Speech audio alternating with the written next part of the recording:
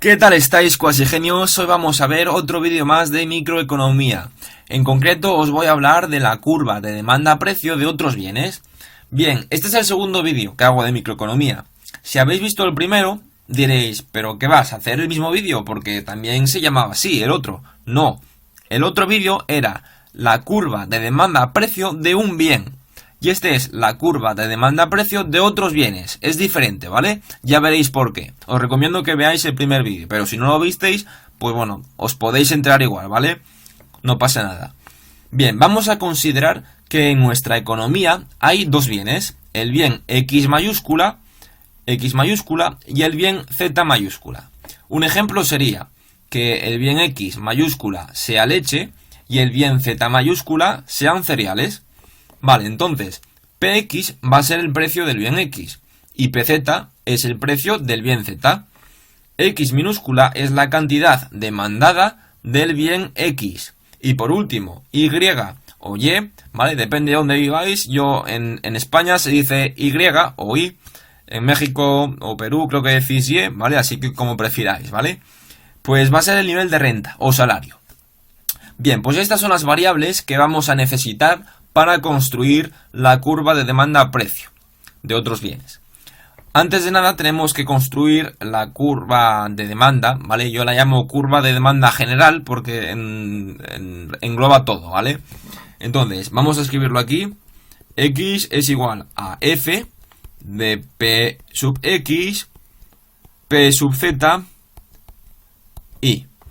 Bien, esta es la curva de demanda. Pero esta función, si os fijáis, tiene tres variables independientes. Por tanto, para representarla necesitaríamos un plano de 4 dimensiones. ¿Vale? Claro, no lo podemos representar. Como queremos representarlo en un plano de 2 dimensiones, esta función solamente puede tener una variable independiente. Por tanto, tenemos que eliminar 2 de estas 3 variables. ¿Cuáles voy a eliminar? Bueno, pues voy a eliminar esta variable y esta otra variable, porque así nos queda solamente el precio Z, es decir, el precio de otros bienes, porque aquí estamos hablando del bien X, por tanto, el precio de otros bienes será el precio de Z, ¿vale? Por eso quiero dejar PZ. Bien, ¿cómo eliminamos estas dos variables? Muy simple. Vamos a considerar que esas dos variables son constantes, es decir, que no van a cambiar. Por ejemplo, el precio del bien X no va a cambiar, siempre va a ser el mismo. Y nuestro nivel de renta también. Entonces, lo que hacemos es lo siguiente. Escribimos otra vez X igual a F, P sub X super 0, P sub Z y super 0. Bueno, este paso que estoy haciendo lo podéis quitar, ¿vale? Yo lo estoy haciendo paso a paso, ¿vale? Con todos los detalles, pero este si lo queréis quitar, ¿vale? Pues no hace falta hacerlo. Vale, ahora pongo estos superíndices, estos circulitos que tenéis aquí, para indicar que ahora estas dos variables son constantes, ¿vale? Entonces ya las puedo quitar. Entonces, para quitar las variables, me quedaría lo siguiente. X igual a D, P, Z. Vale, ¿por qué he escrito ahora D en lugar de F? Bueno, puedo escribir F igualmente, ¿vale? Como queráis. Pero prefiero escribir D porque esta, o mejor dicho, esta de aquí era la función de demanda. Y ahora yo estoy escribiendo la función o curva de demanda-precio de otros bienes. Entonces la voy a llamar diferente, de otra forma, ¿vale? Y la voy a llamar D de demanda, ¿vale? Si os fijáis, esta función lo que hace es comparar la cantidad demandada del bien X con el precio del bien Z, es decir, con el precio de otros bienes. La curva o función que habíamos hecho en el primer vídeo, en el vídeo anterior, era esta. X igual a D, PX. Esta función lo que hacía era comparar el precio del bien X con, la cantidad demandada del bien X con el precio del bien X. Ahora lo vamos a comparar con el precio del bien Z. Vale, vamos a representar esta función en nuestro plano de 2 dimensiones, nuestro eje. Vale, voy a cambiar de color. Al igual que el primer vídeo, la curva de demanda-precio de otros bienes puede ser decreciente o puede ser creciente, ¿vale? Puede haber esos dos casos posibles. Bien, ¿cómo representamos las variables en los ejes de coordenadas? Bueno, muy sencillo, igual que antes. Se hace al revés que en matemáticas, ¿vale? Si nuestra función es esta, bueno, pues la variable independiente, que sería pz, vamos a representarla en el eje de ordenadas o eje vertical, y la variable dependiente, que sería la x, pues la representamos en el eje horizontal o eje de abscisas, ¿vale? Bien, entonces, ¿qué pasa cuando la curva de demanda-precio de otros bienes es decreciente? Bueno, pues vamos a poner aquí números ya. Imaginaros que aquí el precio es 100, ¿vale? Y aquí, por ejemplo, el precio es 50. Vale, cuando el precio es 100, nos vamos a la curva. Ahora vamos hacia abajo. Y imaginaros que cuando el precio es 100, nosotros demandamos una unidad. Vale, cuando el precio baja a 50, nosotros vamos a demandar esto. Vamos a demandar, pues por ejemplo, 2 unidades, ¿vale? Entonces, cuando el precio del otro bien disminuye, la cantidad que nosotros demandamos del bien X aumenta, ¿vale? Cuando ocurre esto, se dice que el bien X es un bien complementario del bien Z, ¿vale? Entonces, vamos a escribirlo aquí. X es un bien complementario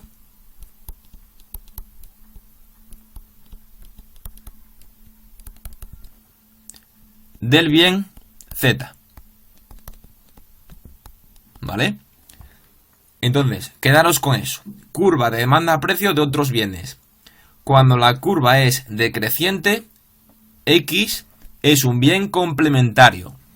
Vale, ¿qué ocurre ahora cuando la curva es creciente?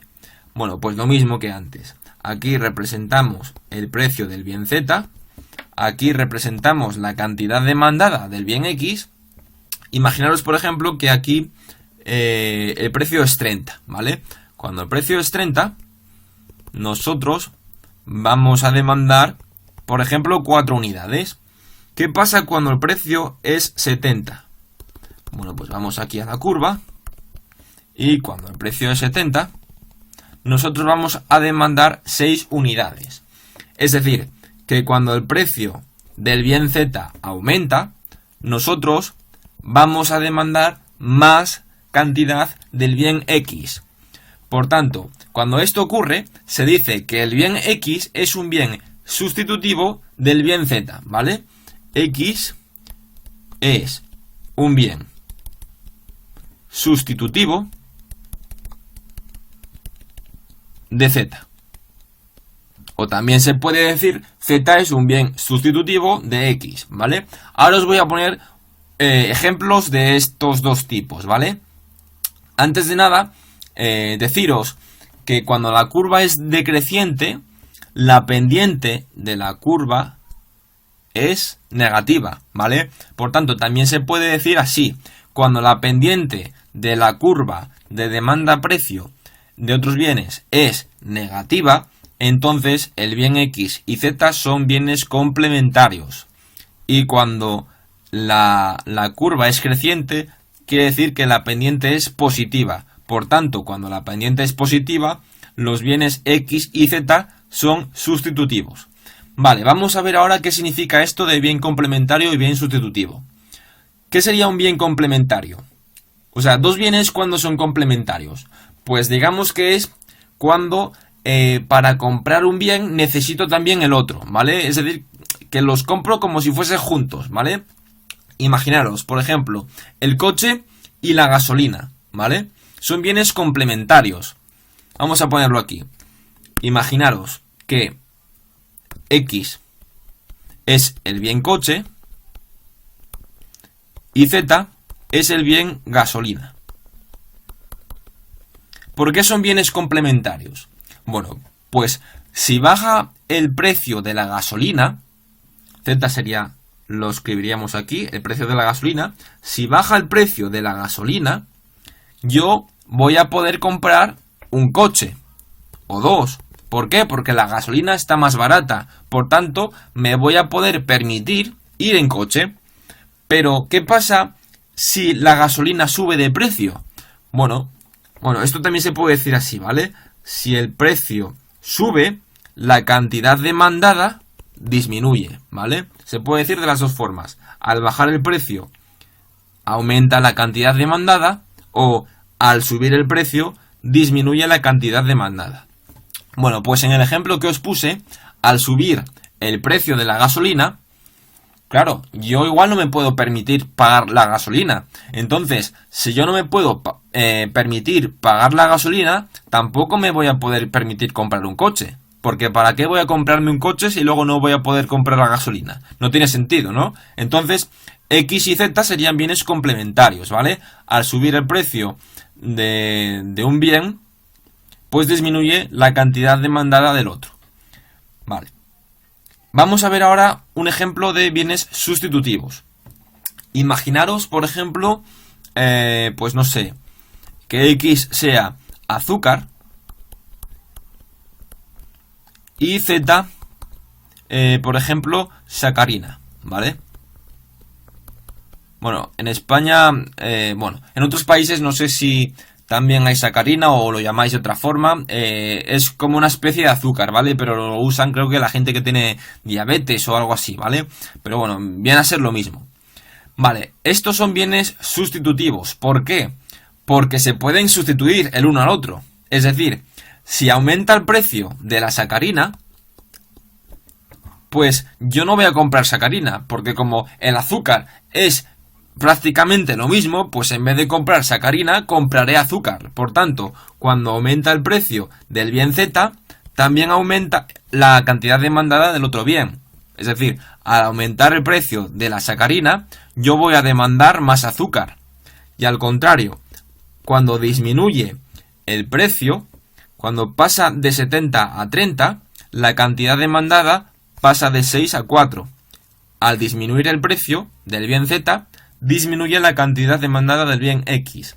Es decir, cuando el precio de la sacarina disminuye, pues yo voy a comprar menos azúcar y más sacarina. Por tanto, si el precio de la sacarina disminuye, yo voy a comprar menos azúcar para poder comprar más sacarina, ¿vale? Bueno, pues esto ha sido todo. Si tenéis alguna duda, ya sabéis, me ponéis un comentario, os suscribís y le dais a me gusta, por supuesto, si os ha gustado el vídeo, y nos vemos en el siguiente vídeo.